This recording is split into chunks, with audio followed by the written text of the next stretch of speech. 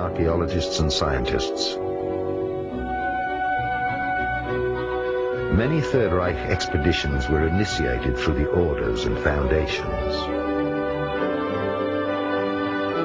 Edmund Kiss went for the second time to South America with an elite group of scientists and the latest technology in order to find and enter into the inner Earth and Agartha.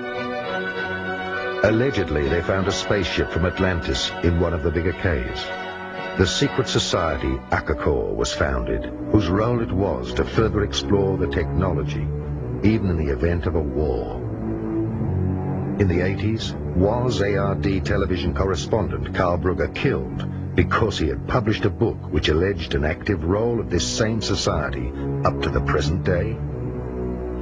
I had the privilege of knowing Karl Brugger, the author of Die Chronik von Akakor, many years ago in Brazil, where we worked together with the white Indian peoples of the upper Amazon, who spoke a dialogue very much like an ancient Germanic language and who had contact with the Star People.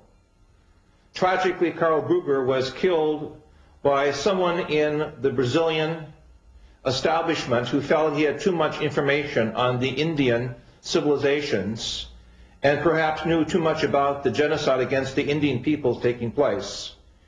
I dedicated my book, The Sphinx on Mars, to Karl Brugger, and in this book I show for the first time the historic pictures that NASA has of the pyramid structures on Mars, as well as pictures of the pyramids in Brazil and South American places, suggesting that there was a historic connection between the planetary grid of energy places marked by pyramids and temples and those of other planetary bodies.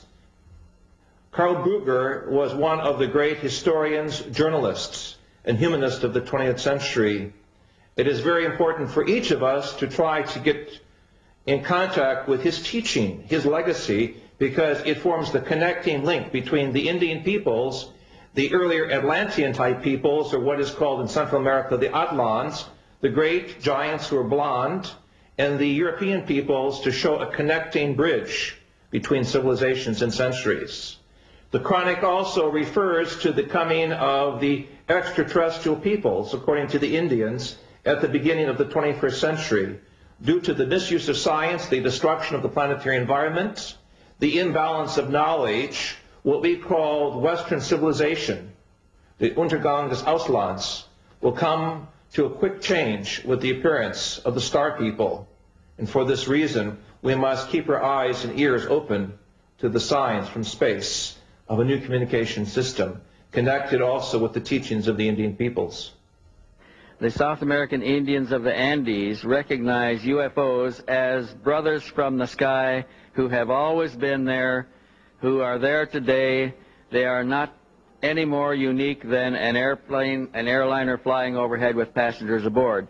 To them, the brothers from the sky have always been there. They do make contact with the Indians, and they do treat people in remote areas where they cannot get to doctors. They heal them, they treat them medically, they interact with the Indians and with primitive people, both in the high plains and the mountaintops and in the deep jungles. So when we began asking about these brothers from the sky, we discovered stories about such contacts everywhere. And in the course of one of these stories, we were introduced to an Indian from the upper Amazon. I think his name was Akunta, but I'm not sure at the present time, who offered to take us back into a civilization that he came from that was primarily based on a European culture that was transported there or transposed there sometime about the end of World War II, and they had taken scientists and scientific research underground in an area in the upper Amazon where they had succeeded in developing disc-shaped aerial vehicles that they could use to go all over the world with. The society was, this Indian called the society Akakor. He said that he had guided a German researcher by the name of Brugger, and I think his name was Martin Brugger, B-R-U-G-G-E-R, who was actually taken to the city and was afforded an opportunity to meet with some of the Europeans there. That Indian tribe in that area has many blue-eyed, blonde-haired Indians, and they appear to be descendants of a Germanic a group of people that were taken there sometime in the middle 1940s, and now they have produced children and they are young adults, and a society is flourishing there that is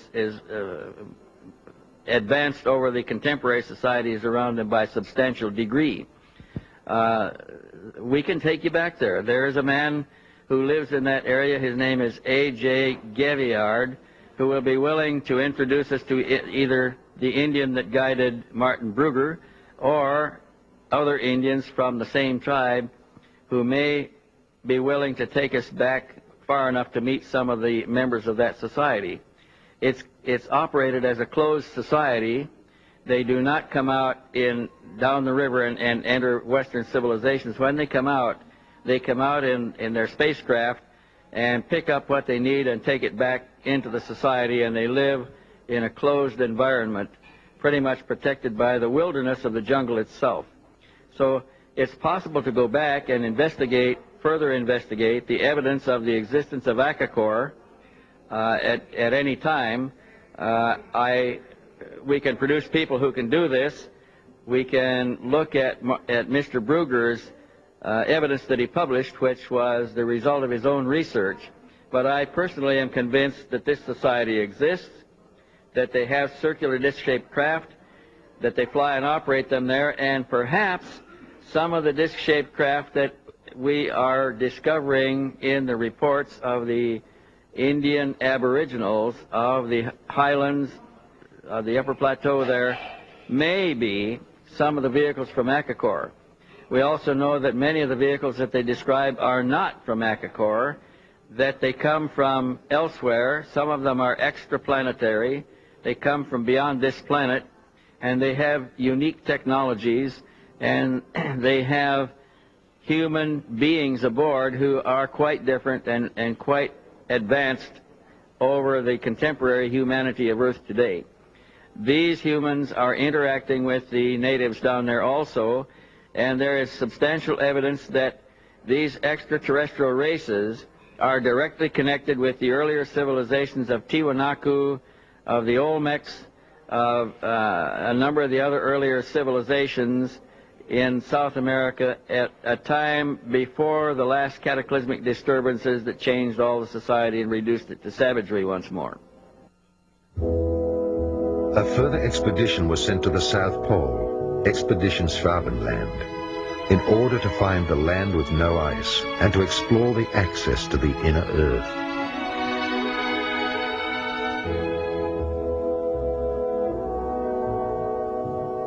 Another expedition was sent to the Icelandic geysers, since there were insider stories about the access to the inner Earth.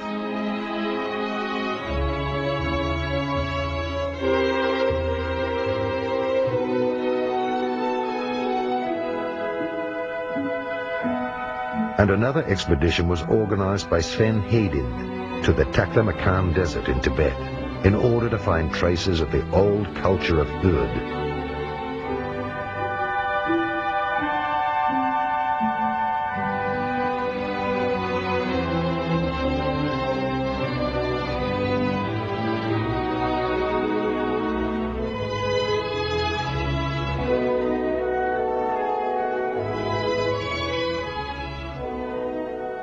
What we call in the Buddhistic esoteric tradition as Shambhala is an actual area in the Taklamakan area of central China next to the Gobi Desert. In 1988, with permission of the Chinese Academy of Science, I conducted research experiments in this area and confirmed with other engineers the existence of a vast underground complex of grottos, ancient structures and buildings.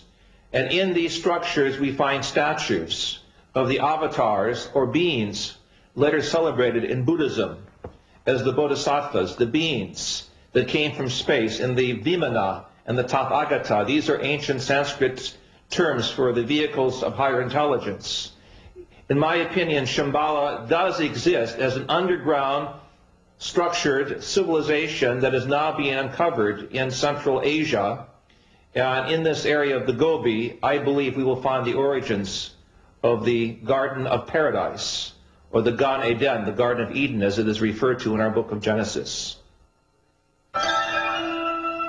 One less-known expedition was led to a mountain in an African desert, since there were stories by the local tribes that there existed a network of caves out of which flying objects emerged.